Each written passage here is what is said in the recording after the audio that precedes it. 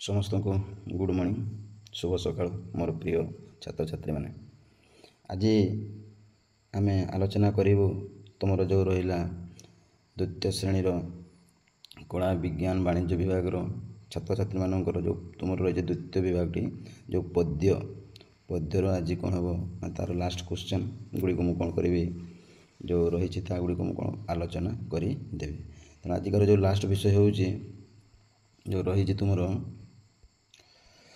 वार्ता तेणु ये वार्तार आज कौन करवा तार समस्त प्रश्न गुड़ी को आज कौन करी आलोचना करदेवी 1 नंबर 2 नंबर तेणु संक्षिप्त प्रश्न गुड़ी आलोचना करी तेणु पिलाने खाताटी को बाहर कर खाता पेन बाहर कर लिखुँ जदि भल लगुवे तो चैनल टी सब्सक्राइब करूँ लाइक करूँ शेयर करूँ और आपंकर जो रही ग्रुप व्हाट्सएप ग्रुप गुड़िक शेयर कर जहाँफल से आज जो कविता टी से जानीपर तेणु प्रथम आम जानी देख जो वार्तार लेखक होती सच्चिदानंद राउत राय से सुंदर भाव में समाज को एवं कुलसित लोक मानक एवं जो मैंने गरीब श्रेणी रही राजा मान प्रजा मान इंग्रेज शासक मान पाखे जो मैंने निर्यातना पाऊँच पीड़ना पाँच पोषण पाँच से गोटे कौन कर से वार्ता बा खबर आनी तेणु यह हूँ तार कथावस्तु जिते मु कौन जिते यार ही कथावस्तु तेणु मु भावुची आशा करुँच मोर यूट्यूब चैनल ये वार्ता कविता को आपण मैंने पढ़ी देते बोली देखी बोली जहाँफल पिला तुम कविताटी को थे दी थर कर देख बुझ हेल्ले तुम जापर तार संक्षिप्त प्रश्न गुड़िक तेणु मुझे कहूँ मन ध्यान देकी शुण जे कविता को तुम कौन थे दी थर 3 थर कर देख केमिति कौन कौन कहते कवि तेणु युड़ी तुम मन रखिले तुम कौन हम ना तुम सर्ट क्वेश्चन गुड़ी आलोचना हे और तुम मैंने कविताटी को सुंदर भाव में मन रखी नब तेणु चलो आग को तेणु आम प्रथम देखा तार संक्षिप्त प्रश्न गुड़िक को रही तार 1 नंबर करे केते गुड़िक रही प्रश्न से गुड़िक आलोचना करदे और खरे थी प्रश्न गुड़िक आलोचना करदे तेणु पिला आजिकार विषय हूँ कविता विषय हूँ वार्ता लेखक होती सच्चिदानंद राउत राय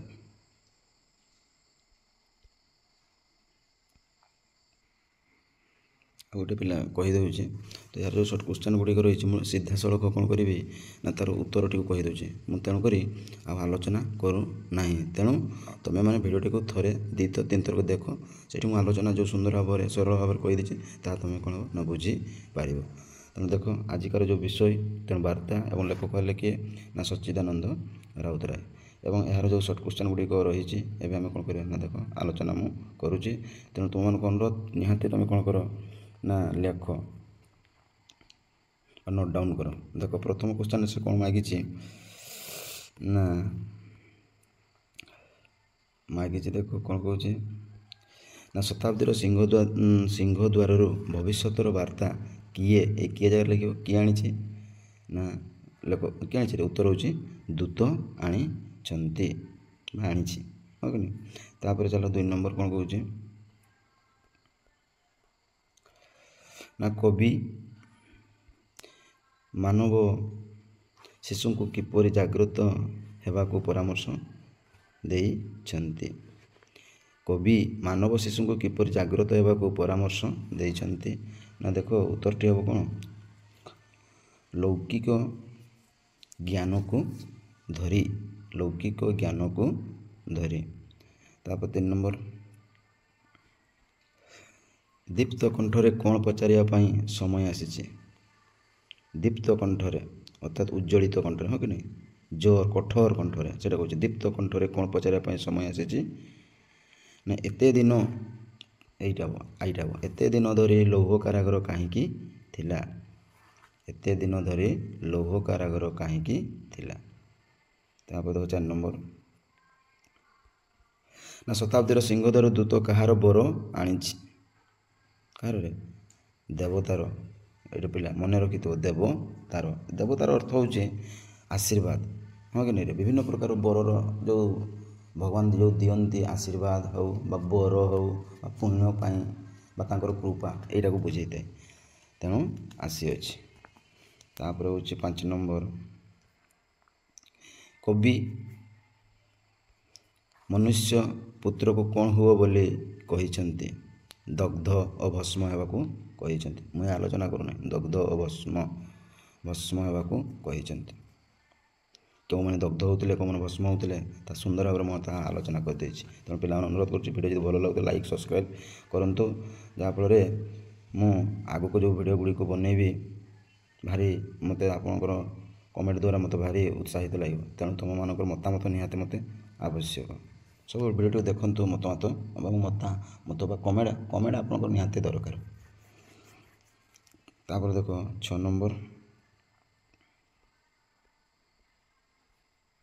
ନା ଯୁଗ ଯୁଗ ଧରି ମାନବ ଆତ୍ମାକୁ କିଏ ପୀଡ଼ା ଦେଉଛି? କିଏ ପୀଡ଼ା ଦେଉଛି ଦେଖିବା। କିଏ ଲେଖ? ଭୀମ ଅତ୍ୟାଚାର। ଭୀମ, ଏ ତ ଉତ୍ତର ହେବ କିଏ? ଭୀମ ଅତ୍ୟାଚାର। ତେଣୁ ସୁନ୍ଦର ଭାବରେ ଭୀମର ଅର୍ଥ ହେଉଛି ସେହି ରାଜାମାନଙ୍କର ବା ସେହି ଇଂରେଜମାନଙ୍କୁ ଏହା ତାହା ବୁଝାଯାଇଅଛି। ତାପରେ ଦେଖ 7 ନମ୍ବର, କବି ମନୁଷ୍ୟ ପୁତ୍ରକୁ କିପରି ପ୍ରତିଶୋଧ ନିଅ ବୋଲି କହିଛନ୍ତି? ସୈନ୍ୟ ଶାଗୁଣା। ହଁ କି ନାହିଁ? ସୈନ୍ୟର ଅର୍ଥ କ'ଣ? ଶାଗୁଣା ପରି। ତେଣୁ ଶାଗୁଣା କିଭଳି ତା'ର ଆହାର ସଂଗ୍ରହ କରିଥାଏ, ଲେଖକ ସୁନ୍ଦର ଭାବରେ ତାହା ସେହି କବିତା ମଧ୍ୟରେ, ବାର୍ତ୍ତା କବିତାର ମଧ୍ୟରେ ରଖିଛନ୍ତି। ତାହା ମଧ୍ୟ ମୁଁ କ'ଣ କରିଛି ନା, ଯେତେବେଳେ କବିତାଟି ପଠନ କରିଛି ସୁନ୍ଦର ଭାବରେ ତାହା ଆଲୋଚନା କରିଦେଇଛି। ତେଣୁ ପିଲାମାନଙ୍କୁ ଅନୁରୋଧ, ତୁମେ ସବୁବେଳେ ଯେଉଁ କୋଶ୍ଚିନ୍ ଗୁଡ଼ିକ ପଢ଼ୁଛ ତାହାର ଭିଡ଼ିଓଟିକୁ ନିହାତି ଦେଖ। ତେଣୁ ଆଶା କରୁଛି, ଭାବୁଛି ମୋ ଭିଡ଼ିଓ ଦେଖି ଆପଣ ଆଉ କାହା ଭିଡ଼ିଓ ଦେଖିକରି, ମାନେ ମୋ ଭିଡ଼ିଓ ଦେଖି ସାରିଲା ପରେ ଆଉ ଚାହୁଁନଥିବ ଅନ୍ୟ ଭିଡ଼ିଓ ଦେଖିବା ପାଇଁ। ତେଣୁ ଏ ସୁନ୍ଦର ଭାବରେ ମୁଁ ଆଲୋଚନା କରିଦେଇଛି। ଆଜିକାର ଯେଉଁ କ ବିଭାଗରେ ଥିବା ଲାଷ୍ଟ କ୍ୱେଶ୍ଚନ୍। ତେଣୁ ଦେଖ, ନା କହୁଛି କାହାର ସାଧନା ଜୟ ଲାଭ କରୁ ବୋଲି କବି ସଚ୍ଚିଦାନନ୍ଦ ରାଉତରାୟ କହିଛନ୍ତି? କୃଷର ସାଧନା। ଯେଉଁ କୃଷ, ସୁନ୍ଦର ଭାବରେ ଲେଖକ କ'ଣ କରିଛନ୍ତି ନା ଉଦାହରଣଟି ଆଣିଛନ୍ତି। କୃଷର ଅର୍ଥ ମୁଁ କହିଦେଉଛି ସଂକ୍ଷେପରେ, ଯୀଶୁଖ୍ରୀଷ୍ଟଙ୍କର କଥା। ତ ସେଇଟା କହୁଛି ସାଧନା ଜୟ ଲାଭ କରୁ ବୋଲି କବି ସଚ୍ଚିଦାନନ୍ଦ ରାଉତରାୟ କହିଛନ୍ତି। ନା କାହାର? ଏ କୃଷର ସାଧନା। ତେଣୁ ଆଜିକାର 1 ନମ୍ବରର କ ବିଭାଗ ସରିଲା। ବର୍ତ୍ତମାନ ପିଲାମାନେ ଆମେ ଖ ବିଭାଗଟିକୁ ଆଲୋଚନା କରିବା। ବର୍ତ୍ତମାନ ମୁଁ ଯେଉଁ ତା'ର ଉତ୍ତରଟିକୁ କହିବି, ତୁମେ ସେଇଟାକୁ କ'ଣ ହେବ ନା ତୁମକୁ ଲେଖିବାକୁ ପଡ଼ିବ। ତେଣୁ 1 ନମ୍ବରରେ ମୁଁ ଯେଉଁଠି କହିବି ସେଇଟା ତୁମ ଉତ୍ତରଟିକୁ ଲେଖିବ। ତେଣୁ ଦେଖ, ଭଲ ଲାଗୁଥିବ ନିହାତି ସବସ୍କ୍ରାଇବ୍ କର ଏବଂ ଅଧିକ ମାତ୍ରାରେ ଆପଣଙ୍କ ଗ୍ରୁପ୍, ଆପଣଙ୍କ ସାଙ୍ଗମାନଙ୍କୁ ତାହା ସେୟାର କର, ଯାହାଫଳରେ ସେମାନେ ମଧ୍ୟ ଉପକୃତ ହୋଇପାରିବେ। ଦେଖ, ନା କ'ଣ କହୁଛି? ଖ ନମ୍ବର କହୁଛି 1 ନମ୍ବର, ଦେଖ, ନା ଦୂତ କେଉଁଠୁ ଭବିଷ୍ୟତର ବାର୍ତ୍ତା ନେଇ ଆସିଛି? ତେଣୁ ଏଇଠି ଲେଖିବ କେଉଁଠୁ। ହଁ କି ନାହିଁ? ଏଇ କେଉଁଠୁ ଲେଖ ଶତାବ୍ଦୀର। ଏଇଟା ଉତ୍ତରଟା ହେବ କ'ଣ? ଉତ୍ତରଟି ହେବ ତାଲବେଶ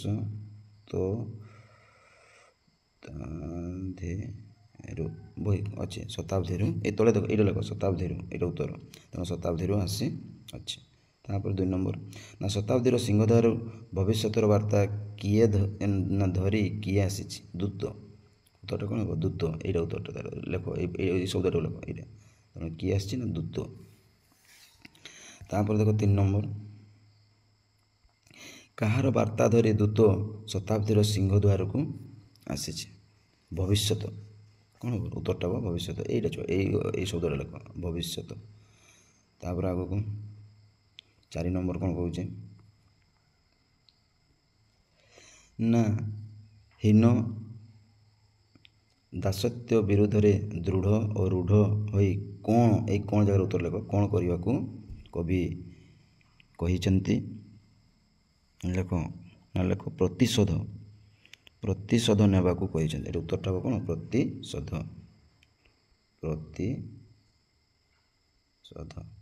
ତାପରେ 5 ନମ୍ବର ଦେଖ, ନା ଆଜିର ମାନବ ପୁତ୍ରଙ୍କୁ ଦୀପ୍ତ କଣ୍ଠରେ ପଚାରିବା ପାଇଁ କ'ଣ ଆସିଛି? ପଚାରିବା ପାଇଁ କ'ଣ ଆସିଛି? ସମୟ ଆସିଛି। ଲେଖ, ଏଇଟା ଉତ୍ତରଟା ହେବ ସମୟ। ଏଇଟା ଉତ୍ତରଟା ଏଇଟା। ତେଣୁ ଦନ୍ତ ବା ସମୟ ଲେଖ, ଦନ୍ତ ସମୟ ଆସିଛି ହେଲା। ତାପରେ ଦେଖ 6 ନମ୍ବର, ନା ସମୟ ଦୀପ୍ତ କଣ୍ଠରେ ଆଜି ପଚାରିବା ପାଇଁ କାହାକୁ କହିଛି? ମାନବ ପୁତ୍ର। କାହାକୁ ରେ? ମାନବ ପୁତ୍ରକୁ। ଏଠି କହିଛି ପରା ଉତ୍ତର ଏଇଟା ଦେଖ, ମାନବ ପୁତ୍ରକୁ ଲେଖ, ମାନବ ପୁତ୍ର ଏଇଠି ଲେଖିବ। ତାପରେ 7 ନମ୍ବର, ନା ଦୀପ୍ତ କଣ୍ଠରେ ଆଜିର ମାନବ ପୁତ୍ର କ'ଣ ପଚାରୁଛନ୍ତି? 7 ନମ୍ବର କ'ଣ ପଚାରୁଛନ୍ତି? ଲେଖ, ଉତ୍ତରଟିରେ ଲେଖ, ଏତେ ଦିନ ଧରି ଲୌହ କାରାଗାର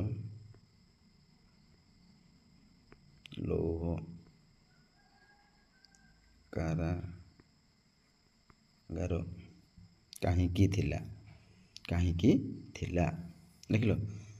ତେଣୁ କ'ଣ ଉତ୍ତରଟା କ'ଣ ହେବ ନା, ଖାତା ଦେଖ, ଏତେ ଦିନ ଧରି ଲୌହ କାରାଗାରରେ କାହିଁକି ଥିଲା? ତାପରେ ଚାଲ 8 ନମ୍ବର, ନା ଯୁଗ ଯୁଗ ଧରି ମାନବ ଆତ୍ମାକୁ କିଏ ପୀଡ଼ା ଦେଇଛି? ଭୀମ ଅତ୍ୟାଚାର। ଲେଖ, ଉତ୍ତରଟା କ'ଣ କରେ? ଏଇଠି ଲେଖ, ଭୀମ ଅତ୍ୟାଚାର। ତେଣୁ କିଏ ଜାଗାରେ ଲେଖିବ? ଭୀମ ଅତ୍ୟାଚାର। ତା 7 ନମ୍ବର ଦେଖ,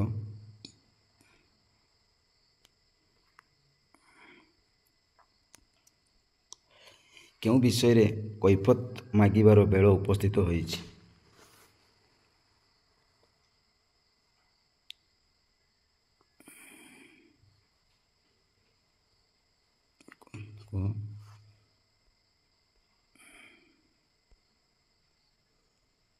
ତେଣୁ ଲେଖ 7 ନମ୍ବର, ନା କ'ଣ କହୁଛି? କେଉଁ ବିଷୟରେ କୈଫିୟତ ମାଗିବାର ବେଳ ଉପସ୍ଥିତ ହୋଇଛି? ନା ଲେଖ, ଭୀମ ଅତ୍ୟାଚାର। ଉତ୍ତରଟା କ'ଣ ହେବ ଏଇଠି? ଭୀମ ଅତ୍ୟାଚାର। ଯେଉଁ ଅତ୍ୟାଚାର କରୁଥିଲେ ରାଜା ପୁରୁଷ ବା ଯେଉଁ ଇଂରେଜମାନେ ବା ଯେଉଁ ସାମ୍ଭ୍ରାନ୍ତ ପରିବାରମାନେ ଏଇ ଗରିବ ଶ୍ରେଣୀମାନଙ୍କୁ, ନିରୀହମାନଙ୍କୁ ଯେଉଁ ବି ମାରି ସେମାନଙ୍କୁ କ'ଣ କରୁଥିଲେ? ଅନେକ ବର୍ଷ ଶାସନ କରୁଥିଲେ ଏବଂ ତାଙ୍କୁ ଲୌହ କାରାଗାର ଜେଲଖାନାରେ ରଖିଥିଲେ। ତେଣୁ ସେଇ সময়ଟା, ତେଣୁ କେଉଁମାନେ କରୁଥିଲେ? ନା ଏଇ ଭୀମ ଅତ୍ୟାଚାର ମାନେ। ତେଣୁ ସେଇଟା ଲେଖ, କେଉଁ ବିଷୟରେ କୈଫିୟତ ମାଗିବାର ବେଳ ଉପସ୍ଥିତ ଅଛି? ଭୀମ ଅତ୍ୟାଚାର। ତାପରେ 8 ନମ୍ବର, ଶତାବ୍ଦୀର ସିଂହଦ୍ୱାର ଦୂତ କାହାର ବର ଆଣିଛି? ଦେବତାର। ଲେଖ, ଏଠି ଉତ୍ତରଟା ହେବ ଦେବତାର। ତାପରେ ଚାଲ 9 ନମ୍ବର, କ'ଣ କହୁଛି? ନା କବି କାହାକୁ ଭସ୍ମ ହୁଅ ବୋଲି କହିଛନ୍ତି? ମନୁଷ୍ୟ ପୁତ୍ରକୁ। ଉତ୍ତରଟା ଲେଖ, ଏଠି ଲେଖ, ମନୁଷ୍ୟ ପୁତ୍ରକୁ। ତାପରେ ଲେଖ 10 ନମ୍ବର, କୀଟ ସମୂହ ନିଷ୍ପେଷିତ କାହା ପ୍ରସଙ୍ଗରେ କୁହାଯାଇଛି? କାହା ଜାଗାରେ ଲେଖ, ସେଇଟା ମନୁଷ୍ୟ ପୁତ୍ରମାନଙ୍କ ପ୍ରସଙ୍ଗରେ। ଏଠି ଲେଖ, ମନୁଷ୍ୟ ପୁତ୍ରମାନଙ୍କ ପ୍ରସଙ୍ଗରେ। ତାପରେ 11 ନମ୍ବର ଦେଖ, କବି କାହାର ଉଚ୍ଛେଦ ଓ ନିର୍ମୂଳ କରିବାକୁ କହିଛନ୍ତି? କବି ପୀଡ଼ନାର। ଏଠି ଲେଖିବ, କବି ପୀଡ଼ନାର। ତେଣୁ ଉତ୍ତରଟା କ'ଣ ହେବ? କବି ପୀଡ଼ନାର ଉଚ୍ଛେଦ ଓ ନିର୍ମୂଳ କରିବାକୁ କହିଛନ୍ତି। 12 ନମ୍ବର,